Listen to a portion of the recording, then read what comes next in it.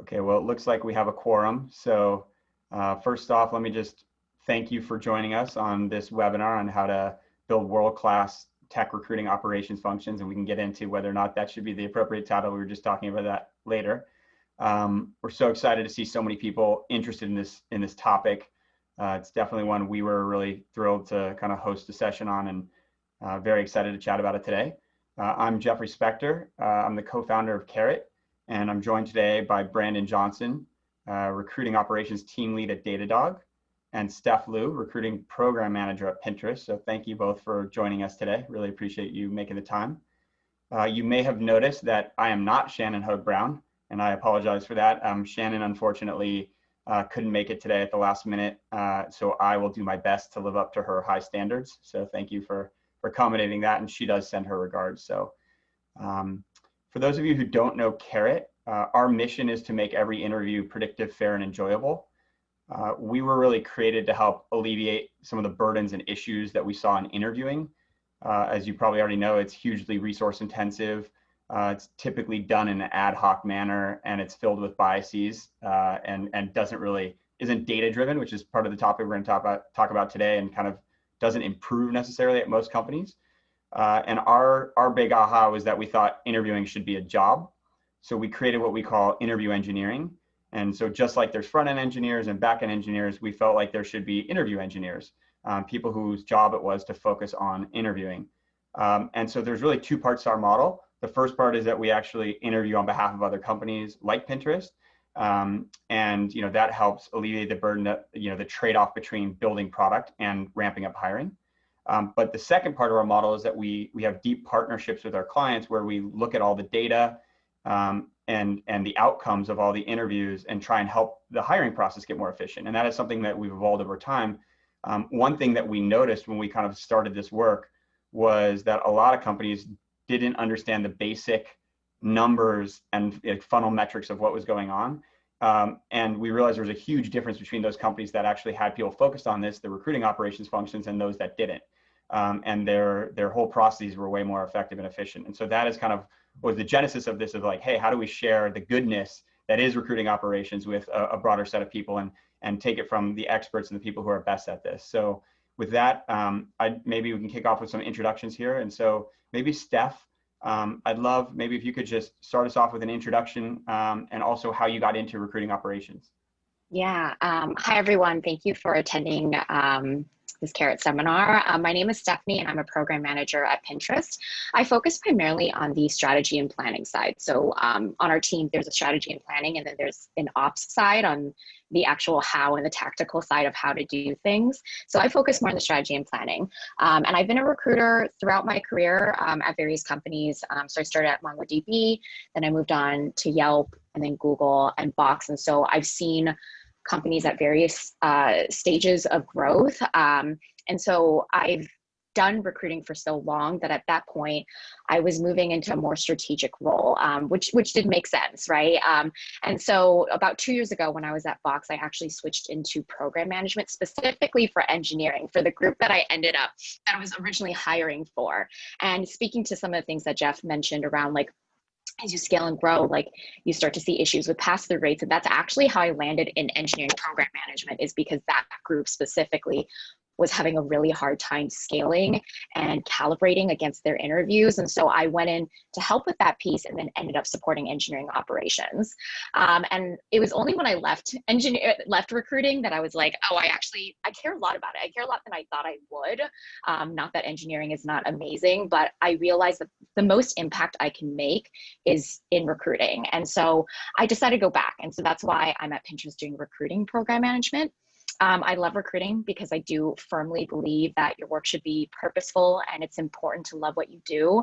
And I feel like recruiting helps individuals get closer to what that means. And so it's not just about bringing people into the company, but bringing the right people in who will grow alongside the company. And how do you do it at scale and make sure that you're doing it efficiently? So yeah, that's a little bit about me. That's great. It sounds like, I mean, that fit is so important, obviously, like making sure we talk a lot about how like just as much as we're interviewing people, they're interviewing us and they're interviewing the companies they're hiring for. And, that right fit is super important. So thanks for sharing. Brandon, maybe you can kick off with something similar. Yeah, totally. So I'm Brandon Johnson. I lead recruiting ops here at Datadog. For those of you who don't know or haven't heard of Datadog, the TLDR version is our monitoring service for cloud scale applications. Outside of this, I also moonlight as a running coach after work when we're allowed to run in groups outside with New York Roadrunners. I've been in the recruiting industry for almost a decade. I think January will be a decade. So it feels like a long time. It makes me feel really old saying that. But like many people in this field, I fell into recruiting. I actually started my career as an engineer in the IT infrastructure world. I worked for an aerospace and defense contracting company called Butler, followed by a big data ETL company called SyncSort, which just got rebranded, I believe, as Precisely. Full-time while I was going to college, also full-time. At the end of school, like I realized, like I always loved figuring out like ways to optimize systems and processes. And, in fact, like as a kid, I was the type of person that would take everything apart to figure out how it worked, like VCRs, Nintendo, Sega, audio equipment, you name it. But as I was working in IT, like I felt the problem was I didn't feel challenged enough. And I feel like I kind of got stunted and I stopped learning. So it was actually when I was working at SyncSort that a gentleman named Josh Rogers, who's now the VP of sales, or who was the VP of sales, I'm sorry, he's the CEO now. He inspired me to try to find a way to combine my technical knowledge with my people skills. He actually suggested that I consider moving into sales or recruiting. I think that was also because compared to most people on the team, I talked way too much. I decided to give agency recruiting a shot, and I felt that that experience coming from IT would give me an advantage to quickly identify talent. So from IT, I pivoted into agency recruiting for 4 years. I did 3 years with a large outfit here in New York called Solomon Page, where I was actually promoted to a VP role my first year. I built out a book of business around open sourced web companies that were really early stage that no other recruiting agencies wanted to touch. And after seeing 2 of my babies, Etsy and Tumblr, go from really little startups to well-known successful businesses, I knew that I eventually wanted to help build one of these companies of my own. So I moved into my first internal role at a New York-based startup called Makespace. I was one of the first 20 hires there. In the course of 3 years, I helped scale the team or the company to over 300 across 5 geos. And that was an amazing experience because that was the first time I got to step outside of just technical recruiting and also get into ops recruiting, which we tended to run more like a marketing team, sort of like Uber did like the driver acquisition model. I was a team of 1 until we were 150. So we were really scrappy. I had basically no budget. But thankfully, back in, I think, 2014 or 15, one of the co-founders, my boss, Rahul, was introduced to Carrot, who he met through, I believe it was a VC connection.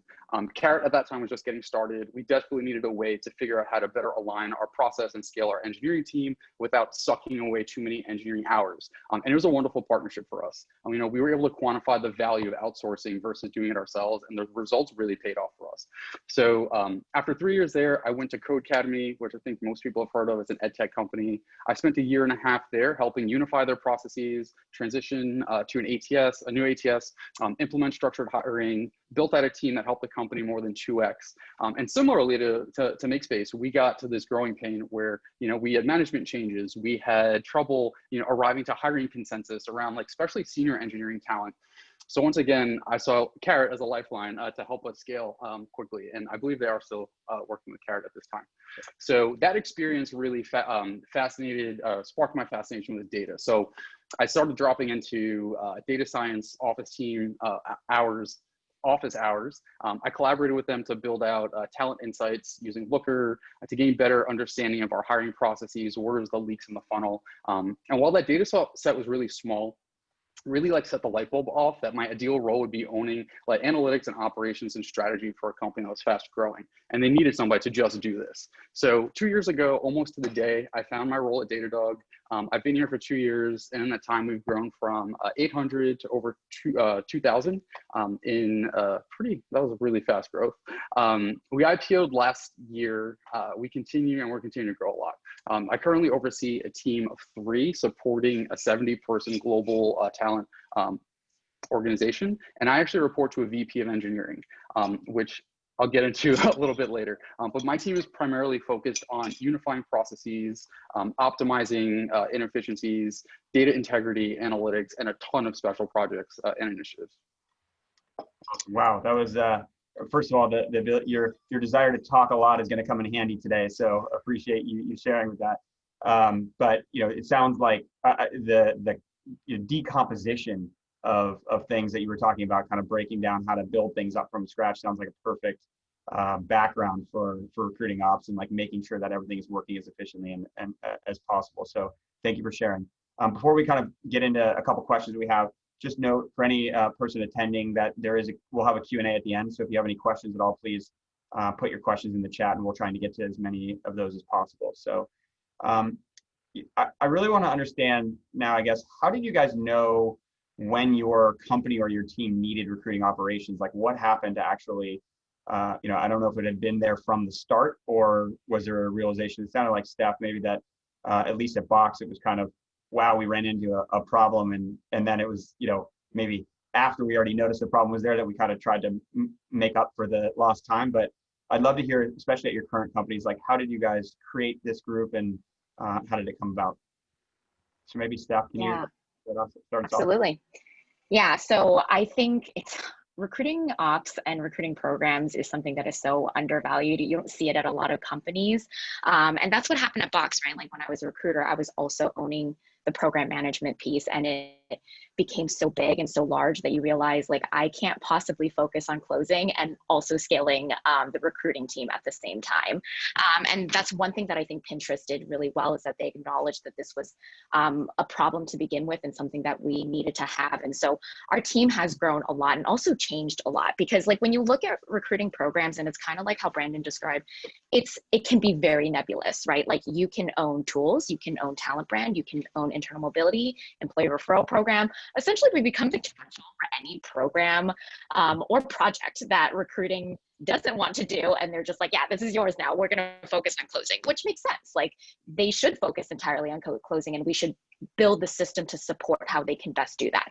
And so anytime like I've seen the team grow and it's grown a lot since I've been here is when you see them typically scale from small to medium or medium to large size, right? Like that's when you tend to see like hyper growth, hiring becomes a lot more complex. It starts to focus a lot on senior level roles and it starts to focus on really large volumes. So as a company begins to grow, I think it's really easy for orgs and teams to start to run off and do their own things, right? They're like, I have my own org specific thing, my own team specific thing. And the issue with that is that you become so siloed into your own process. And this can be messy. It's messy for the systems that support it, like your ATS systems, all of your recruiting tools and what that workflow looks like. From a compliance standpoint, that causes a lot of issues if people are using things differently. You start to see candidate experience start to falter, right? Because candidate experience in one place looks a little bit different than another role. And then how you interview and how you level individuals are a little bit different between the orgs. And so you start to see like maybe biz and non-tech recruiting start to like grow separately. And so that's when you start to have to like bring it a little bit back in to make sure that you are communicating a clear candidate experience and culture and brand to your candidates. And that you are other things that like you may see is like pass-through rates, like things start to look a little bit weird when you're looking at the calibration, right, as you're scaling, and hiring teams may not be equipped with the information they need to appropriately interview and identify the right talent. So you start to see pass-through rates vary between like different groups. And so that's typically when you see ops start to come in, right? Because you start to need a more standardized process for all of these reasons, because you need to increase efficiency, you need to do it quickly, but you need to do it in a compliant way while preserving candidate experience and ensuring that there's the right guardrails in place. So that's typically when I see that come in play. Yeah, we see a lot of that with some of our clients where they have like maybe different offices, and you'll see for any given level of like performance on a candidate interview, you have wildly different outcomes when they go on site. And so you know that you come hiring for different reasons, and they've got to kind of centralize and make it consistent, especially when internal mobility is increasing as an important, one team needs to trust the hires from another team. Just real quick, one follow-up. Right. Where do you draw the line when it sounds like a lot of projects get thrown at you? Like, do you say no ever, or where do you draw the line on stuff that falls outside or inside your purview? Our team does not say no. Yeah, we have a line. It's not strictly enforced. It's a blurry line. So we try to draw the line between any project or program that impacts both biz and tech recruiting is when recruiting programs will come in. That's not to say that we definitely don't take like org or like team specific programs, but I think we try to focus on the large scale things that will be more company wide focused. So that's where we try to draw the line. Try is a very like key word here. Yeah. If you're strategic and operational, like you're going to get a lot of projects. So, and Brandon, how did recruiting ops come to Datadog? And it sounds like maybe they already had the idea when they hired you. I don't know if there was a team that existed there. I would love to hear about the evolution at Datadog. Yeah, totally. So prior to me joining, I actually joined with somebody else. So one of my direct reports, oh, she wasn't my direct report when I started, but now she's one of my direct reports. Her and I started at the same time. And what ended up happening was the leader of our business recruiting org and the leader of our tech recruiting org kind of just got to the point where they realized they were spending way too much time on ops and administrative work, particularly in our applicant tracking system, and trying to like glue all these things together. And when they started venting and talking about it, they realized like, hey, this is like at least one full-time person's job, like maybe two. And thus we ended up hiring two people to start. But I think like for us, the straw that really broke the camel's back was we got to the point where, you know, similar to what Steph had just mentioned, you know, like at Pinterest and our other companies, tech and business sort of eventually start to split. And there's like a rift and there's different processes and different systems. For us, when I joined, there were 182 different stage names being used across both teams. So we couldn't run really any useful reports right out of our applicant tracking system to see how we were doing and how we can use those insights to forecast against that for the future. Additionally, processes, you know, continued to get fragmented. We had so many different ways of doing things, not just between the tech recruiting team and the business recruiting team, but even the recruiting pods on those specific teams. So, you know, they basically said, we need to figure out a way to understand our data. We need to bring people in to sort of align what our processes are, take stock of the tools that we're using, understand the various workflows, and sort of identify how do we create like a more unified recruiter, I guess, like experience or recruiter workflow. So that's really like how it started here. And, you know, fortunately, as I mentioned earlier, I report into, so tech recruiting at Datadog actually reports into engineering, whereas business recruiting reports into the G&A and HR, our CHRO. So because we had engineering resources, we were able to start to build out you know, myself and my counterpart, Susanna, joining, we were able to build out, you know, like some interesting like data pipelines and workflows by leveraging some of the engineering resources that we had at our disposal. But it was, you know, it wasn't 100% of time wasn't being spent on how do we make this like really good, right? It was sort of like, let's throw an MVP together, you know, and let's try to like iterate it over time. So it wasn't really until like we had the ability to bring other people in to really take ownership of these things from like a product sort of perspective that we were able to, you know, like push the envelope and then unify what we were doing on the end side for the business side as well. Yeah, so it sounds like not only were you running recruiting operations, but also you were a PM on your own products that you needed. Yes. So, I mean, we run into this issue a lot too, where there's kind of like in the ATS, there's garbage in, garbage out. Like it's hard if the data is not there and it's not, you know, there's no fidelity there. It makes it really hard to even say anything about your funnels or anything else that you'd want to learn from it. A lot of that also though is humans like inputting data in there. I mean, how did you overcome that? Like, how do you make sure you're getting the appropriate data in so that you can make sense of it all? That's a good question. So so our ATS is Greenhouse, and Greenhouse has an open API. And if you're an enterprise customer, you do get access to all of your production data daily, whether you decide to put it in like Redshift or S3. So we actually use two tools. We use Looker as our BI tool, and then we also use Airtable. And what we use Airtable for is more like a view and presentation layer. So when the recruiters come in every day, like we show them like their entire candidate pipeline, like in one single pane of glass, in a way that no ATS I've ever used can do, where a recruiter can go in and let's say I'm working on these 15 roles or 10 recs. I can see a list of all of my candidates and I can group them by like the stages that they're in, specific hiring managers and what have you. And what we did is we used those two tools to surface the pieces of metadata that we were having issues getting. So we have to have a report called Missing Details, and every day all of our recruiting teams like have like quick 15-minute stand-ups, and one of the first things that they do is they inspect all the data and hold each other accountable to make sure where they are getting all those missing details in. So that's like just like getting like the data in. The second part of that question though is thinking about the data integrity. So that was a lot of work on the ops team. So what we did, some of the first big undertakings that we did were to standardize all the stages, stage names, and throughout the whole interview process, so we can run like meaningful reports. But additionally, we started cleaning up other pieces of applicant tracking system built-in metadata, and I'm talking about things like sources and realigning. Like, okay, like how do we actually bucket like all of these sources? Like, is this really a prospecting source? Is this really a third-party board source? Is this really like a whatever source? So we actually overhauled that entire thing, which included also going back and auditing like previous candidates and a lot of manual entry and cleanup. We did the same thing with rejection reasons, rejection strategies. We cleaned up the tags that were being used by the recruiters, as well as any candidate and job custom fields.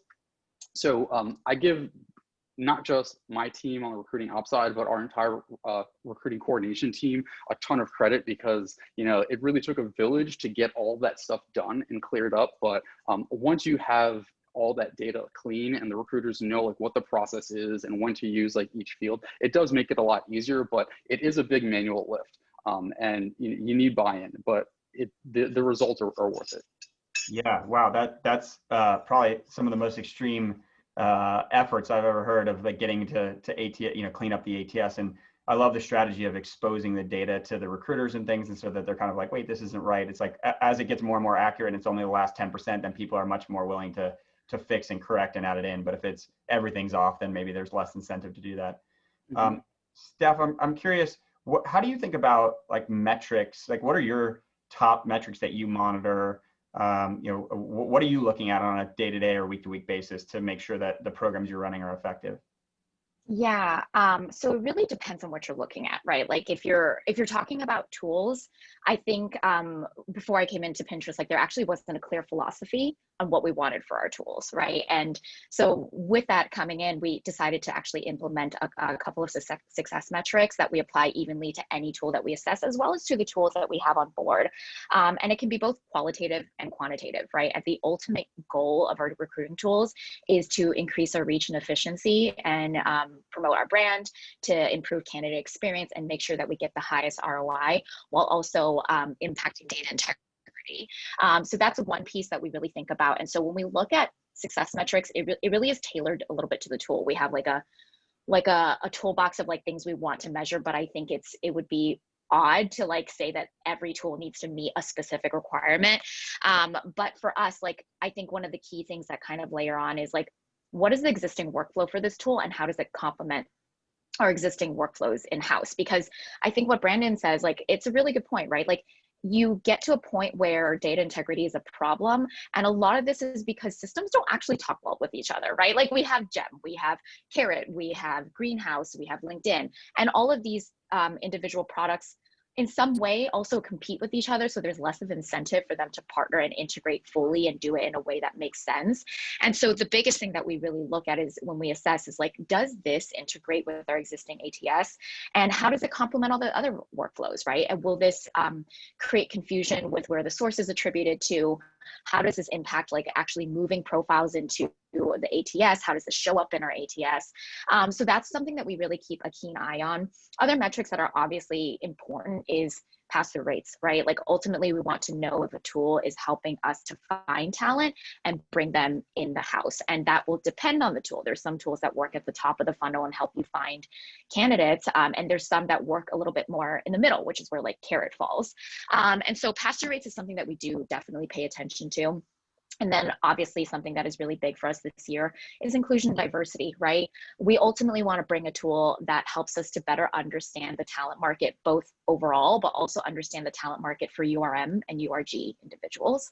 And then in addition to that, like how does this tool potentially impact or prevent bias with it in what we're doing? So that is another metric that is really important to us. So that's tools. I can go on forever about it, but there's also other things that we are in charge of, like the employee referral program, right? And that's another set of metrics. And ultimately, the employee referral program is another way in which you bring in talent. And based on industry standards, we have a certain percentage that we try to get to so that you have the right source and you're considering all the right talent pools. And then the common thing I think with employee referral programs that is coming up a lot is it adversely affecting inclusion and diversity? Because if you are similar, you know similar people and you're bringing in similar people, and so that just attributes to the problem. So something that we pay special mind to is, one, how are offer accepts coming through referrals? What does that breakdown look like for IND? Does it adversely affect it? What are our most key business needs and critical hiring areas, and how can we tailor the program to make sure we increase referrals in those areas? So it really depends on what kind of thing that you're working on. And for Pinterest, because we both deal with tools, we deal with employee referral program, we deal with internal mobility, as well as embedded competencies. Like, it can really depend on the person who's leading that program or project to set those success metrics. Yeah, it's there's probably some common themes here of like, and we'll touch on DEI more in a second, but it's like the earlier you started, the easier it is to be successful. Same with if you're having to go back and clean up thousands of candidate records, is a lot harder than if you do it right off the bat. And I think the same thing is, referral programs get a lot easier if you have a diverse workforce right from the start. Then maybe it combats some of that inclusion challenges from the referral program. Yeah. Absolutely. Like, I think it depends on what you're working on, but I will say our team, before we even start a program or a project or even think about revamping what something looks like, we first have to take a step back and understand the current state and do a little bit of market research to understand what other companies are doing and the existing gaps that we have before we come out with like, okay, so what are the success metrics that we want to set? And it's so dependent on what you're trying to achieve. So I will say that there is a little bit, it would be difficult to put it under like, all things go under this set of success metrics. It really kind of depends on what project you're trying to tackle. Got it. And is that consistent for you, Brandon? And do you have a favorite metric at all, or any metrics that have surprised you? Oh man, I have so many favorite metrics. I'd echo everything that Steph said. We totally, I think we struggle with a lot of those same challenges, particularly around like referrals. Particularly if you are, like most tech companies that have a huge engineering team and a huge sales team, which like by and large tend to be not very diverse talent pools. And if you rely solely on referrals, that does tend to lead to building and expanding a more homogenous team. So, being really, intentional, I think is important. I think for me though, from a stats perspective, some of the things that I honestly favorite metric, that's gonna be hard. Well, we have a couple of custom metrics that we track. I think from a diversity perspective, the EEO status, the EEO survey, for example, like EEO reporting is one of my favorite things to dig into. And the reason being is I'm sure like most of the people that are on this call, you work for a company where not everybody is applying directly, right? So if they're not applying directly, your candidates are probably not filling out the EEOC survey, unless your recruiters are intentionally sending them the EEOC survey if they're here in the US, right? Or if you're forcing every person that you prospect or who's referred to also fill out an application. So I'd say that's my favorite thing to dive into, because at no company I've worked at before did we really have enough volume to see like what the pipeline actually looked like from like a statistics perspective. I came to Datadog and I noticed on both business and on engineering recruiting, we did rely super heavily, obviously, on prospecting and referrals for closing talent. I believe like at this time, maybe like 2 years ago, maybe 40% of all applicants were even, getting the opportunity to see the EEOC status. So going back to data integrity, one of the things that I put front and center of all the US recruiters is EEOC status. They can't see the answers to the questions, but one of the things that we do pull in our data pipeline is, was this candidate even sent this? So like if they're a prospective candidate or if they're a referral, where they sent this. And just like seeing now that we've become so diligent about making sure that every person that we are interacting with is actually filling this out, and seeing how like we're actually able to see like what the pipeline looks like in various departments like over time. That's something that I'm really passionate about. Like as a person of color, this is something that means a lot to me. And seeing the organization change and seeing the industry change, as a whole, there's obviously so much work to be done like in this space, and there's so much more work to be done in not just creating more diverse teams and more equitable places of work. But I'd say like that's probably my favorite from like a built into your ATS perspective. Another thing that we do track that I really love is we created a custom metric which we call a chance of offer, where after the initial recruiter screen, we ask the recruiters like on like a scale of like, you know, like 10% to 90%, like what's your gut feeling that this person that you just spoke to, you know, is going to make it through our process. And this is a private field, the hiring managers can't see this, but the reason that we started tracking this is we wanted to see how well were our recruiters aligned, not just like with like the bar that we were looking for from like a technical perspective, but you know, does this person have like interesting experiences that are going to either bring like a diverse type of experience or, you know, some type of experience that would be really interesting for us, like here at Datadog. And what we found was our recruiters are doing an amazing job with like candidates that are, you know, they're pretty confident are going to make it through the process. Those people are also the hardest to close. And usually when they get to offer, have like 4 or 5 other offers from other companies. We did understand that by measuring this, our recruiters were spending a lot of time, you know, like pushing through candidates that they were like, yeah, this person might have a chance. You know, and we basically use that as a way to retrain our recruiters on, you know, like what we look for, what like our technical bar is, like how to look for these identifiers like in your initial screens or as you're sourcing or reviewing referrals. And that's actually helped us tremendously, you know, become more efficient over time. Yeah, I love those. We've kind of talked about where we would have like what is the odds of a hire to factor in the close rates too, because you know then you kind of have that balance between the percentage likely to an offer, but and also to close them. The DEI data where you're, I mean, are your recruiters actually like kind of, is it part of their performance reviews as to like what percentage gets sent this survey, and are they held accountable to those metrics? And just curious, like where are you guys in terms of collecting that? Like if you're willing to share. Like has that grown in terms of the percentage of candidates that are filling out that data? Like where are you, just so we can understand the kind of standard? Yeah, totally. So for most teams, we've seen massive double-digit increases in completion rates. That is something that my team is working hand in hand with our internal analytics team right now, as we're building more robust dashboards to hold the teams accountable. One of the things that we do have SLAs that we hold the recruiters to. One of those is making sure that all US candidates are being sent the EOC survey. We have SLAs around the time that we're getting in touch with referrals that are submitted, how fast offers are getting approved, offer decisions are being made, and things like this. So we're actually in the process of building dashboards that we will be able to measure their adherence to these SLAs over a period of time, which we hope will be done by the end of this quarter. Got it. That's great. And I know we're going to open up soon to Q&A. If anybody has any questions, please throw them in the chat here. Steph, I know you're also very passionate about DEI, as you kind of were talking about. And also, I'd love to hear kind of what impact you think your team or the recruiting ops has had on DEI at Pinterest, but also, you know, university recruiting is obviously one strategy to go after a more diverse workforce.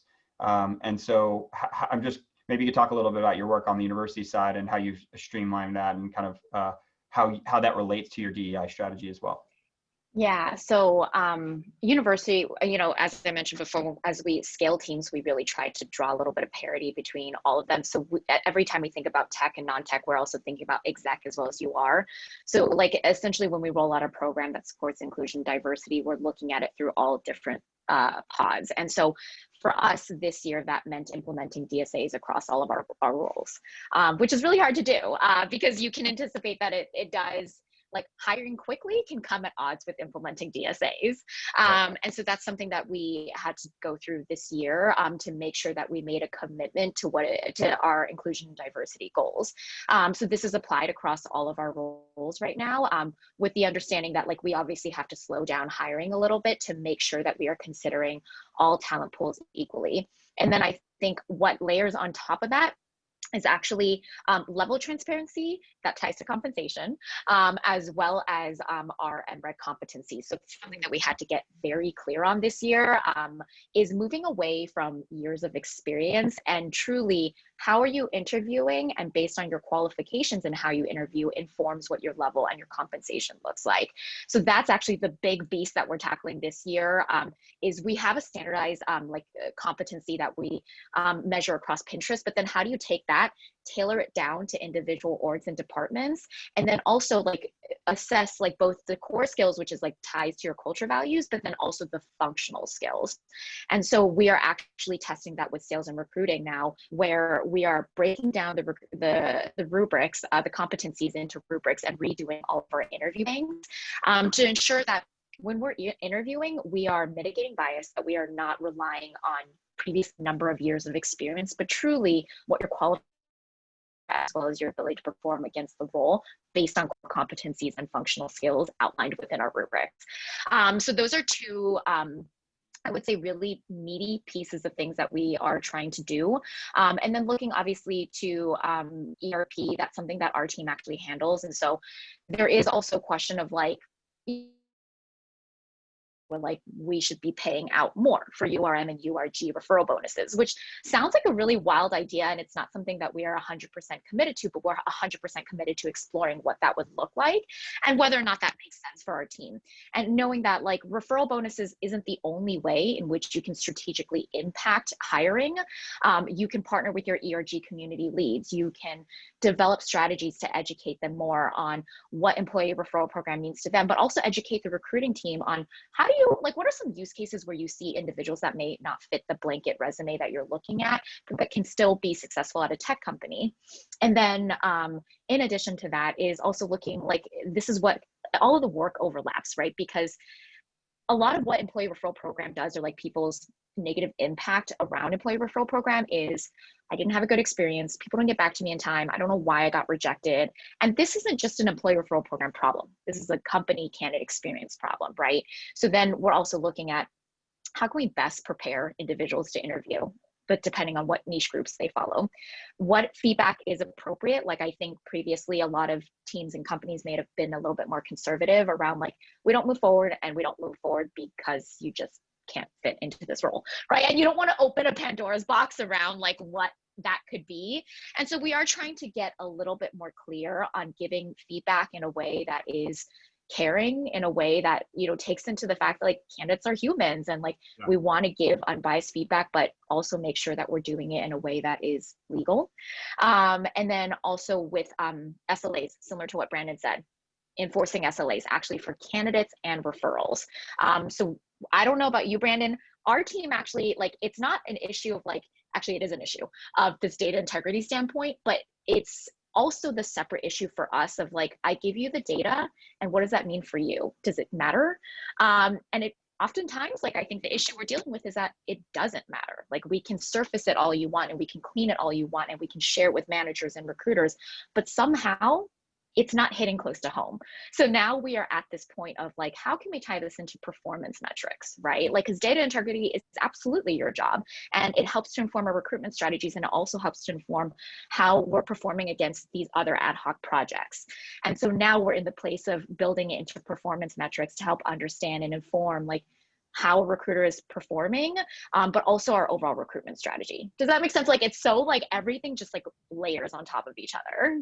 Totally. And when you say performance metrics, you're talking about the recruiter performance or the actual like candidate performance when they get hired? Yes. Yeah. So obviously what ties into recruiter performance metrics is obviously the candidate survey, and then also how they perform once they actually join the team. Got it. Yeah. I think it's your talk about the candidates obviously being human. We think there's a huge opportunity in like providing better feedback in real time. And honestly, I think candidates don't mind like not getting a job sometimes, as long as they're transparently, quickly communicated with, as long as it's fair and they understand where they are. And that's so important that you're setting SLAs. There's a question related to kind of some of what you were talking about that came through. That is, it sounds like you guys do enablement in addition to your program. Like, you know, you're enabling and training like recruiters and engineers. What does that look like, and how much of your job is focused on that? Yeah, good question. So when COVID hit, before we were recruiting programs, it was 3 people holding down the house, and we were doing tools, employee referral program, ad hoc projects, and then COVID hit. And I'm not sure about the rest of everyone on the call, but like for us, we actually had to take a step back to reprioritize where we were hiring because of COVID, and it impacted our business. And so we actually in that time were like, let's spin up 36 recruiting projects, dealing with MRED competencies, revamping all of our systems, internal mobility, optimizing our career site, GDPRs. These are all really high priority things, but also incredibly complex things that you are asking recruiters to lead, which if you don't come from a program management background, it is a challenge. Even when you come from a program management background, you're like, how do I do this? And so at that point in time, we realized like our team, and I don't know if everybody else felt this on the call, there was never a slowdown for ops. As soon as COVID hit, it was, how can we now think about the future of remote work? How do we tailor a recruitment strategy to fit that? How does this look like in our system when we have multi-location recs? And then also, how do you deal with the now? Like, candidates are switching to virtual. So what is our virtual talent brand? What is our virtual recruitment experience look like? So we never got a break. And in fact, work just layered on top of it. And so that's when, like, again, thinking about scaling the team, when we realized like 3 people can't both deal with the strategy piece and then also the implementation, which is driving adoption, getting people to understand how to do it. And so we do work very closely together. We're hand in hand in, but what me and my manager are in charge of is primarily thinking about, like, when a project or program comes into play, how do we strategically tailor this, and how do we set up the success metrics, and what does phasing look like, and what do the different versions look like, in partnership and consultation from enablement, which deals with the on the ground, how are people absorbing this information and how does it work for them. And so you can really think of it as like, we kind of incubate, think about the strategy and program, create a proposal and a structure, and then we move forward and we pass it to enablement. And enablement focuses on like, how do we actually get people to adopt what this looks like? Got it. So you kind of have divide and conquer there. And Brandon, is Correct. that similar? Well, one, did you see a similar kind of increase in work or non-decrease in work coming from COVID? And 2, like, is that kind of how you guys work in terms of enablement as well, or is it also housed in your org? Totally. So definitely saw a massive spike once COVID started. We actually used Jira to track all the work that people ask of recruiting ops. So we sort of set it up dually as a ticketing system for requests to come in from anybody in the recruiting org, for asks from my team, as well as for us to track our OKRs. And as we started looking at the reports, we're like, wow, the volume is going up, up, up, up, up. So we actually got additional headcount. We just added another person onto the recruiting ops team 2 weeks ago. So super excited about that. But yeah, I feel like we're sort of shifting more from just overseeing like ops and analytics into moving more towards enablement. And one such example that I could give is, for us, interviewer training is something that we take very seriously, and making sure that we're providing like a very consistent interview process to all candidates. And engineering interviews in particular are so much more complex than non-technical interviews, in the fact that we have some interviews that are doing, the technical video interview. We have some that are grading take-home assignments. We have some that are doing coding and design interviews like on-site, right? So that takes a lot of one-on-one, that takes a lot of shadowing, it takes a lot of practice. And typically, pre-COVID, we were doing this like all as a in-person training, where people could obviously join like via Zoom, but it was very much done like in person in each office. As we shifted to being like fully remote, like that's something that we struggled with, because as the company started growing and growing and growing, and as we had all these headcount requests to continue to fill, we started reaching capacity constraints. So we actually made the conscious decision about 2 months ago to start shifting interviewer training to be self-service. So one of the projects that my team has been spearheading in conjunction with our recruiting coordination team is developing self-service courses and modules, learning modules in Udemy, which is another e-learning platform that we use pretty heavily. We do have the support of a formal L&D team that sort of like laid the foundation of how do you create like a good course, good pedagogy, like learning outcomes and things like that. But that developing the content, recording the videos, doing the training modules is all being driven by both the recruiting ops and the recruiting coordination team. And we expect that to be like fully launched and ready to go like really soon. So I'm really excited about that. And I think that's one example of moving from just like purely like operations to enabling the team. And there's a lot of other interesting work in regards to interviewer training that is being done, here at Datadog in Udemy as well. We've got tons of different courses that we use across all different areas of the business. Our technical solutions team has like, I think dozens or maybe hundreds of courses that they've created for onboarding new employees, because it's going to be a while till we're all back in the office together. So we need to figure out how to make this whole remote thing work. And I think this is a really useful way for you to take a step back, develop the content, make it usable, and then use that to scale your team or your function.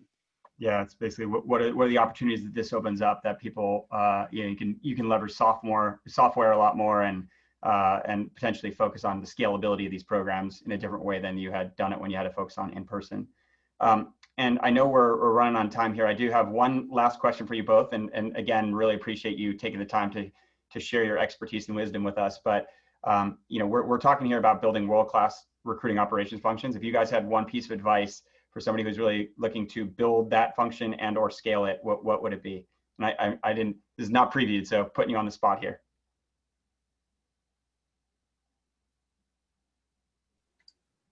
So I think my initial thought, and I'm very much so an introverted thinker, so excuse me, I take time to marinate and digest on things, which is why I spent 50% of my time researching things before I commit to anything. But I think as you're thinking about this function and speaking about, Jeff, I just mentioned, like, we have a hard time really drawing the line between what we own and what we can own. And I think what has tremendously been helpful or is helpful for teams like this is that programs can easily become a very nebulous thing. You can easily just unload everything under the sun, right, into this team.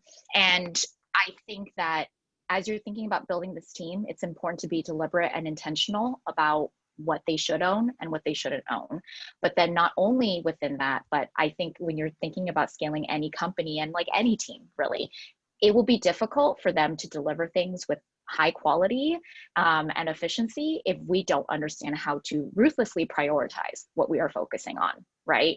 And so when you're looking at what you want to tackle and some of the biggest key things with your team and what you want to do with it, like there's going to be a combination of things that are easy to accomplish, low hanging fruit, and there's going to be things that are highly complex but high priority.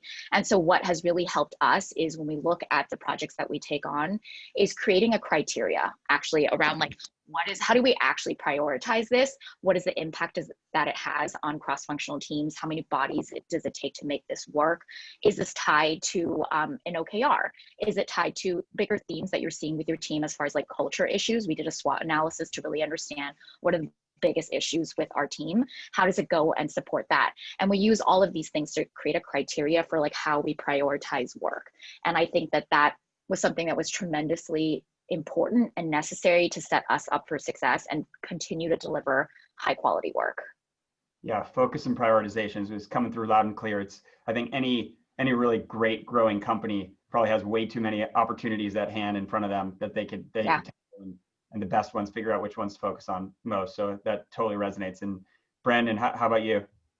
I'd say I'd echo what Steph said, but what the piece of advice that I got when I joined was to think like a rock climber and try to go for the things that are within reach. Don't try to like do like a Superman jump and like get to the top of the mountain, because you're probably going to fall and it's going to be really painful on the way down. But when you start small, like you tend not to overpromise and then underdeliver. I think what's really important is like having some way, whether it's via a Google Doc or Google sheet, or using something like Trello, which we used to use, or Jira, or any type of system for you to really like start to like track the work that's being done, so you can take stake of like how much is being asked. I think that's really important. Starting small and really focus on things that are actually going to push the business forward. There's so many requests, like in our Jira board, we've got like an icebox category of just like amazing ideas and requests and stuff. And it's like, sure, if we had a 10-person company, we'd be able to get all of these done like every like 2-week sprint.